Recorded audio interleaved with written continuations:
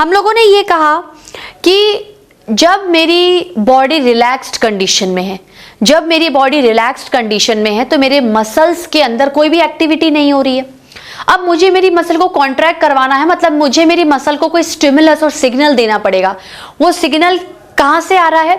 वो signal brain से आ रहा है, वो सिग्नल ब्रेन से आ रहा है। इरिस्पेक्टिव कि एक्शन वॉलेंट्री है या इनवॉलेंट्री है, मैं मेरी इच्छा से करवा रही हूं या नहीं करवा रही हूं, लेकिन इंफॉर्मेशन जो सिग्नल है वो कहां से आ रहा है? वो ब्रेन से आ रहा है।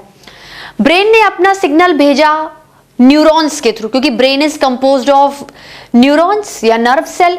तो न्यूरॉन आई और न्यूरॉन का रिलेशन मसल के साथ किस स्ट्रक्चर के जरिए है, या क्या ऐसा इंटीमेट कनेक्शन है कि न्यूरॉन मसल के पास जाएगी और इंफॉर्मेशन मसल को दे देगी?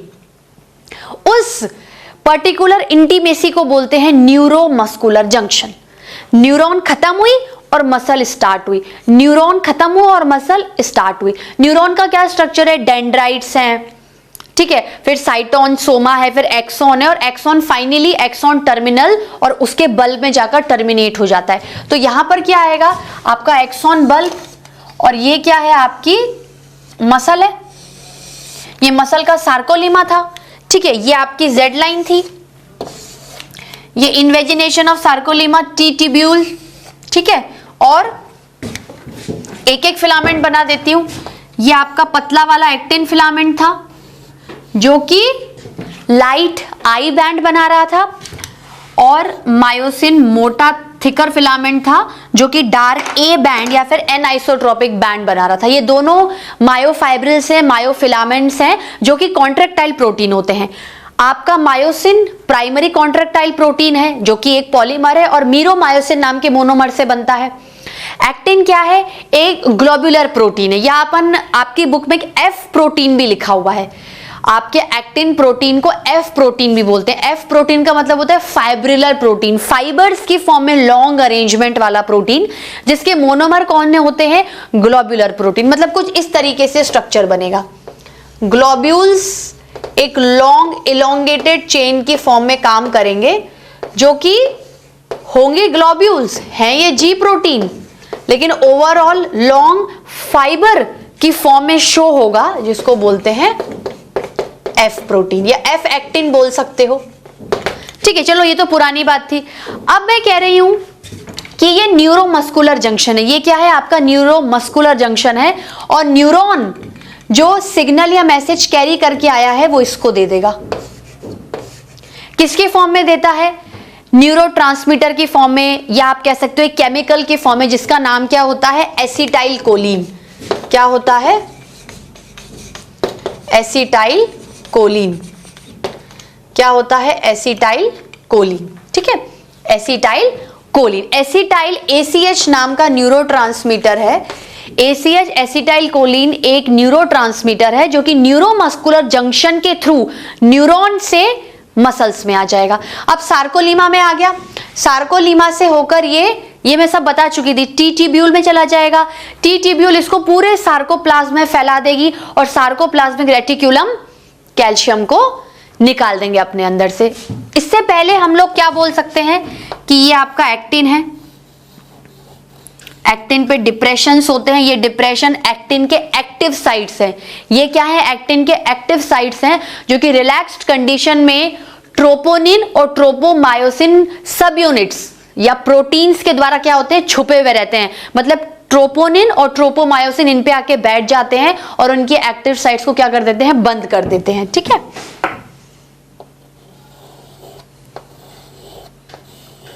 ये बंद कर दी, और ये ट्रोपोमायोसिन फाइब्रिलर प्रोटीन, और ग्लोबुलर क्या है? ट्रोपोनिन। अब क्या आता है आपका? अब आपका मायोसिन आएगा। मायोसिन में चेन होगी, हेड होगा। यहां तक अपन ने पढ़ लिया था। अब क्या है? वैसे मसल रिलैक्स्ड कंडीशन में है, यहां पर मसल क्या है? एक्टिव कंडीशन में आ जाएगी, क्योंकि आपने क्या है? सिग्नल मसल को दे दिया। ठीक है, ये सिग्नल पूरे मसल के सार्कोप्लाज्म में फैल गया। मतलब now the muscle is ready to contract, means now its filaments actin and myosin respectively are ready to contract. ठीक है, अब क्या होता है? यहां पर हमने कल बात खत्म कर ली थी, इसके आगे कंटिन्यू में पढ़ते हैं। जैसे ही कैल्शियम आयन सार्कोप्लाज्मिक रेटिकुलम में रिलीज कर दिए, जैसे ही सार्कोप्लाज्मिक रेटिकुलम ने अपने अंदर से कैल्शियम आयन रिलीज कर दिए, ट्रोपोनिन की कैल्शियम की तरफ बहुत ही ज्यादा हाई एफिनिटी होती है। ट्रोपोनिन की कैल्शियम की तरफ क्या होती है? हाई एफिनिटी होती है। ठीक है, तो हम कह सकते हैं ट्रोपोनिन हैज हाई एफिनिटी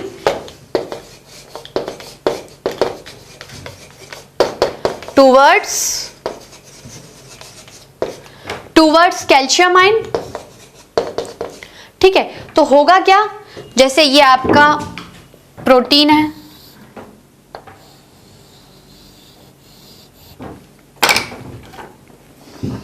ये ट्रोपोनिन है, इसकी एफिनिटी किसकी तरफ है? कैल्शियम आयन की तरफ। तो ये ट्रोपोनिन क्या हो जाएगा? इसकी तरफ चला जाएगा। अब जैसे ही ट्रोपोनिन कैल्शियम की तरफ गया, उसने क्या किया? एक्टिन की एक्टिव साइट्स को फ्री कर दिया। क्योंकि पहले क्या था कि एक्टिन में जो एक्टिव साइट्स थी वो किसके द्वारा मास्क थी, किसके द्वारा ढकी हुई थी? ट्रोपोनिन के द्वारा। अब क्या है, ट्रोपोनिन कैल्शियम की तरफ चला गया तो एक्टिव साइट्स क्या हो गई? फ्री हो गई। ठीक है, हम लोग लिख सकते हैं troponin high affinity toward calcium ion making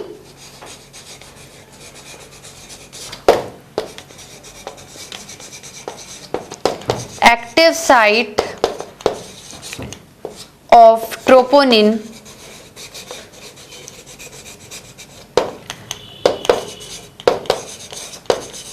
to get free। Free हो गया। क्या हो गया स्टूडेंट्स? फ्री हो गया। अब क्या है, अब वापस से डायग्राम बनेगा। ये एक्टिव साइट क्या हो गई? फ्री हो गई। ये अभी ढकी हुई है। ये क्या है आपका?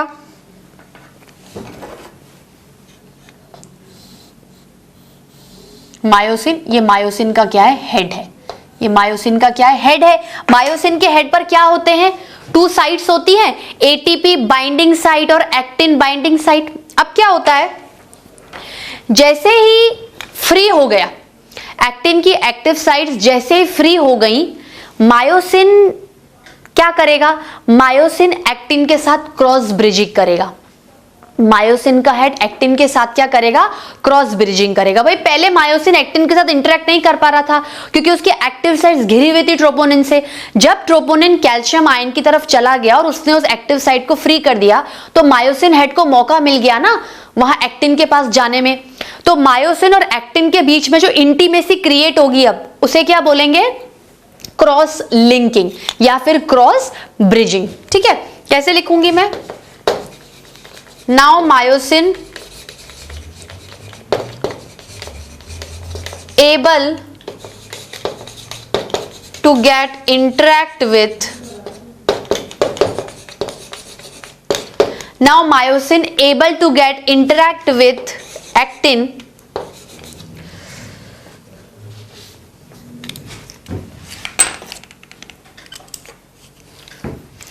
with actin by cross bridging, by cross bridging. ठीक है, कैसे क्रॉस ब्रिजिंग होगी वो अब आपको पता चलेगा। ये तो सिंपली नाम बोला है कि जब एक्टिन की एक्टिव साइट फ्री हो गई, ये फ्री हो गई तो मायोसिन का हेड क्या करेगा? एक्टिन के साथ इंटीमेसी क्रिएट करेगा या लिंकेज क्रिएट करेगा, रिलेशनशिप सेटअप करेगा। उसको हम लोग क्या बोलेंगे? क्रॉस ब्रिजिंग या फिर cross linking.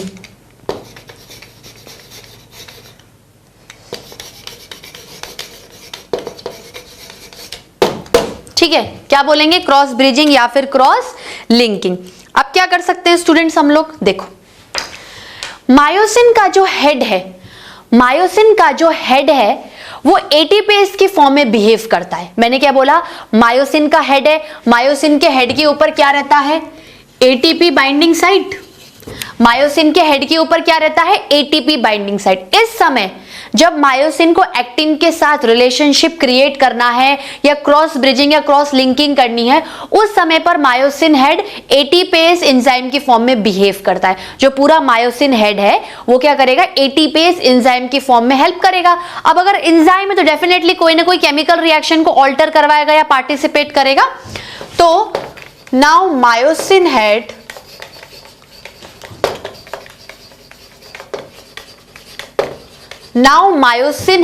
act as ATPase causing some kind of reaction, कौन सी रिएक्शन कराएगा? मायोसिन के ऊपर क्या बैठा रहता है, ATPase binding site, ATP binding site. Myosin के हेड पर 2 साइट्स हैं, एक है एक्टिन बाइंडिंग साइट और एटीपी बाइंडिंग साइट। तो ये एक्टिन बाइंडिंग साइट का मतलब क्या होता है, मायोसिन का हेड का वो वाला पोर्शन जो एक्टिन के साथ इंटीमेसी क्रिएट करेगा। कॉमन सेंस की बातें समझ में आ रहा है या फिर क्रॉस ब्रिजिंग करेगा। तो एटीपी बाइंडिंग साइट का क्या मतलब होगा, सबसे पहले एटीपी बाइंडिंग साइट में कुछ होगा, वही actin binding site of myosin को हेल्प करेगा कि आप एक्टिन के पास जाओ, relationship in the form of cross bridging या क्रॉस लिंकिंग क्रिएट करो। ठीक है, कैसे होगा? आपका जो मायोसिन हेड जो एटीपेस की तरह रिएक्ट कर रहा है या बिहेव कर रहा है, वो क्या करेगा, एटीपी को कन्वर्ट कर देगा एडीपी और इनऑर्गेनिक फॉस्फेट में, और रिलीज क्या होगी, एनर्जी। एनर्जी।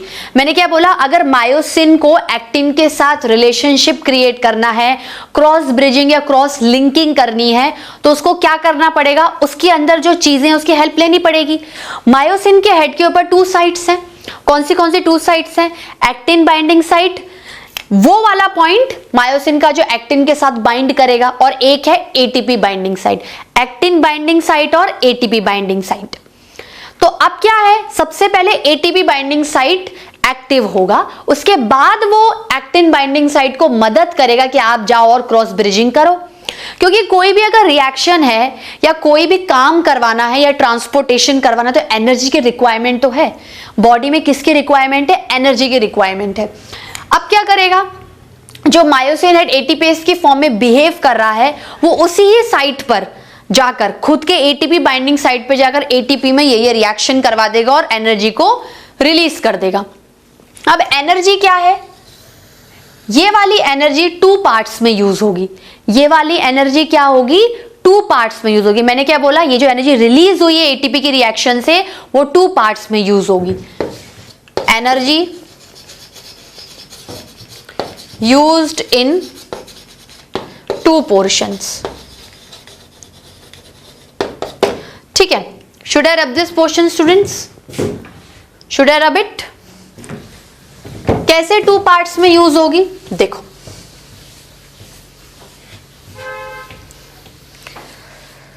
जो पहली पोर्शन ऑफ एनर्जी है, देखो एटीपी बाइंडिंग साइट ने काम करवा लिया, अब जो एनर्जी उस साइट से रिलीज हुई है, भाई एनर्जी बन गई उस साइट पे, एटीपी बाइंडिंग साइट पे रिएक्शन करवा के एनर्जी को क्या कर दिया, रिलीज कर दिया। समझ लो ये आपका मायोसिन हेड है और यहां से क्या है, एनर्जी रिलीज हो गई।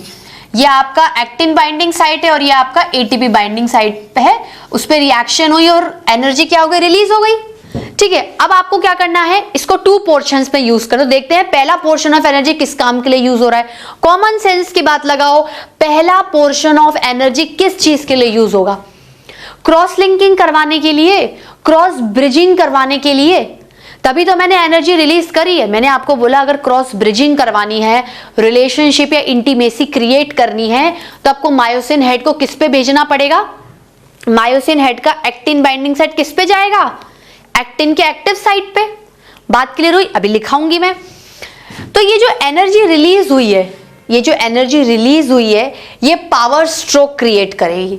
ये जो एनर्जी रिलीज हुई है, इसका जो फर्स्ट पोर्शन हम लोग यूज कर रहे हैं, वो पावर स्ट्रोक करेगा। पावर स्ट्रोक का मतलब क्या है, ये वाला जो मायोसिन है अभी इस कंडीशन पे बैठा हुआ है, ये क्या करेगा, इधर की तरफ झुक जाएगा।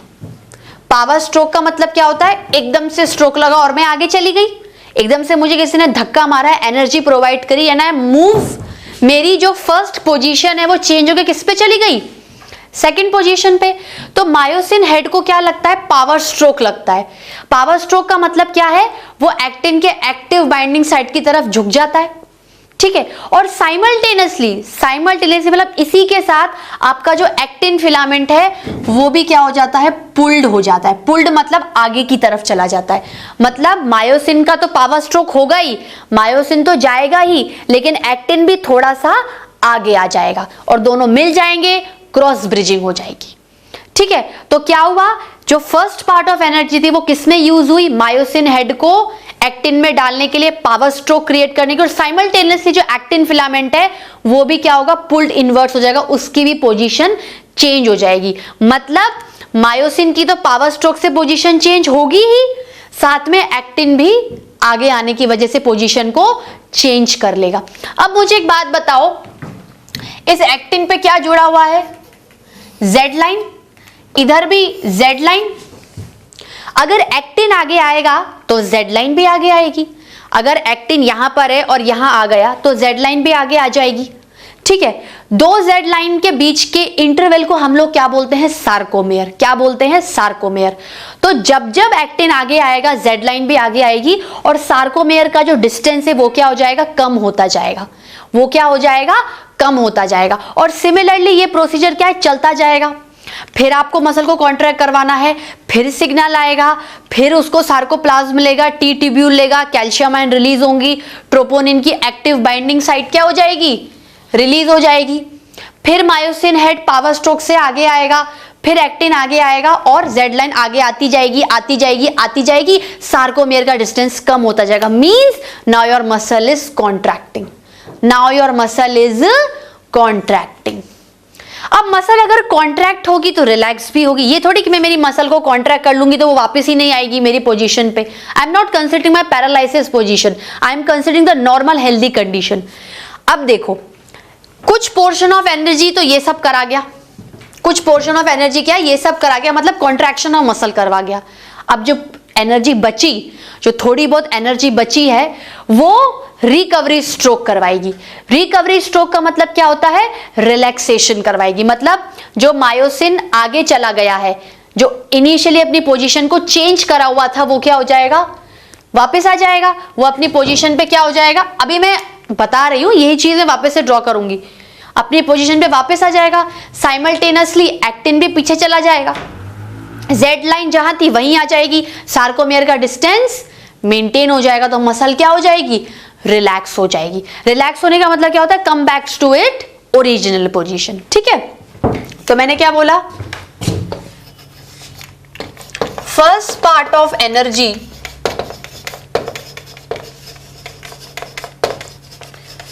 used to create the cross bridging, the cross linking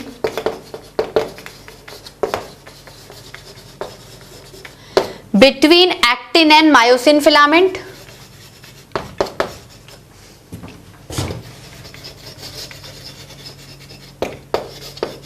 actin and myosin filament, ठीक है। होता क्या है, देखो अब अपन डायग्राम ड्रॉ करते हैं, क्योंकि विदाउट डायग्राम तो अपन को बात ही क्लियर नहीं होगी। ये आपका क्या है, एक्टिन का साइट क्लियर हो गया, ठीक है। ये इस पे अभी ट्रोपोनिन बैठा हुआ है, ये आपका मायोसिन है, ये हेड यहां था, ठीक है। अब क्या लगा, एनर्जी की वजह से पावर स्ट्रोक लगा, तो हेड क्या चला गया, ऐसे चला गया, हेड ऐसे चला गया। और साइमल्टेनियसली आपका एक्टिन भी क्या हो गया, पुल्ड आगे हो गया। जैसे ये आपकी जेड लाइन थी तो ये आगे चला गया,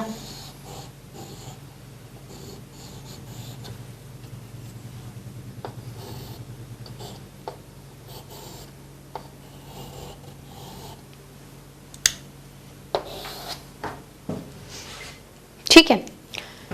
ये एक्टिन यहां था, ये थोड़ा सा आगे चला गया, ठीक है। तो हुआ क्या कि जो फर्स्ट पोर्शन ऑफ एनर्जी आपने यूज करी, जो फर्स्ट पोर्शन ऑफ एनर्जी आपने यूज करी वो क्रॉस ब्रिजिंग कराने में यूज हुई। अब क्रॉस ब्रिजिंग कैसे होगी, देखो cross bridging, should I rub this portion students, cross bridging कैसे होगी देखना।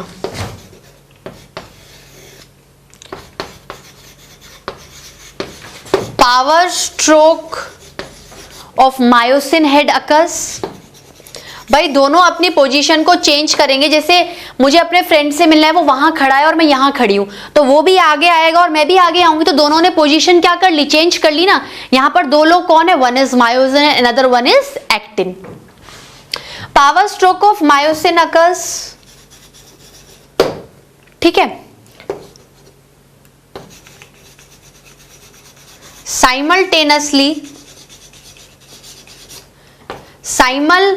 simultaneously actin pulled inward.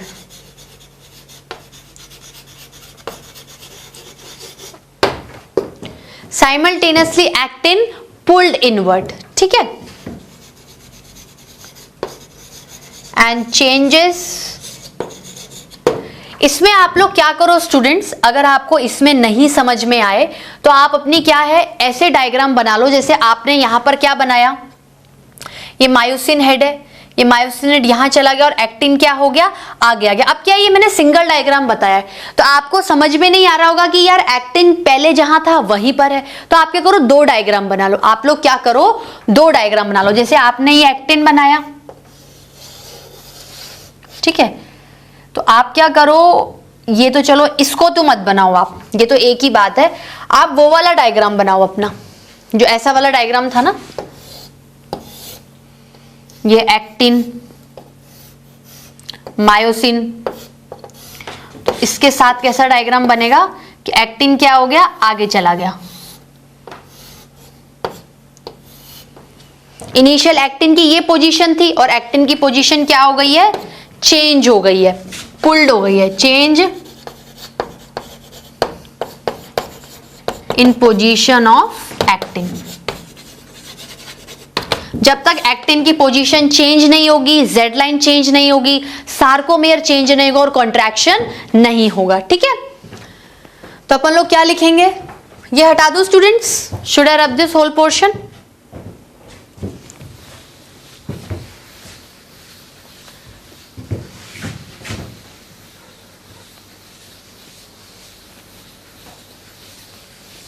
ठीक है, and changes its position, and changes its position। फिर क्या होगा, पोजीशन चेंज करने के बाद क्या होगा,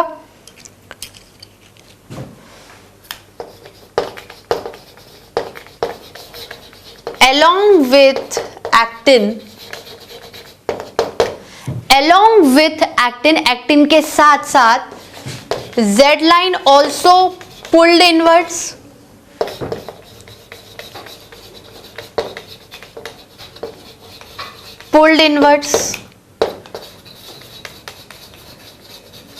causing decrease in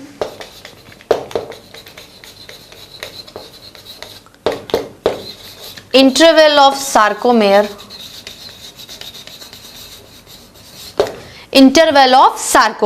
ठीक है।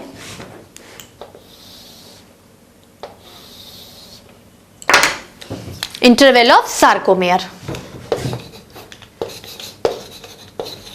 as sarcomere decreases,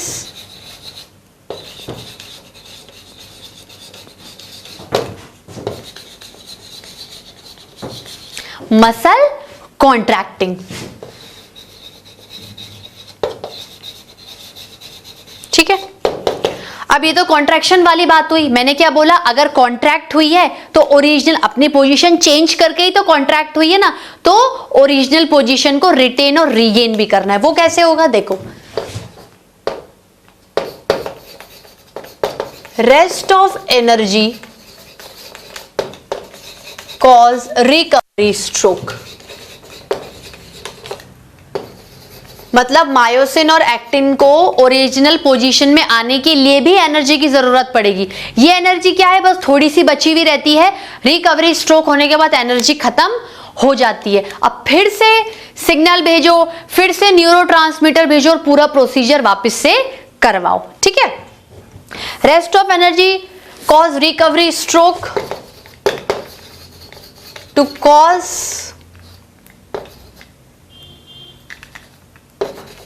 myosin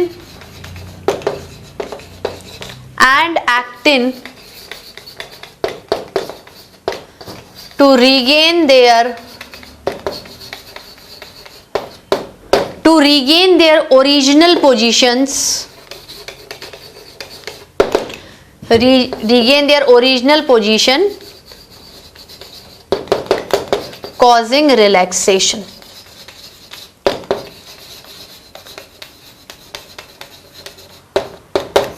ठीक है। अब वापस से मसल कॉन्ट्रैक्ट करानी है तो वापस से पूरा न्यूरोट्रांसमीटर न्यूरोमस्कुलर जंक्शन से चलना पड़ेगा और वापस से यहां पर आना पड़ेगा। ठीक है।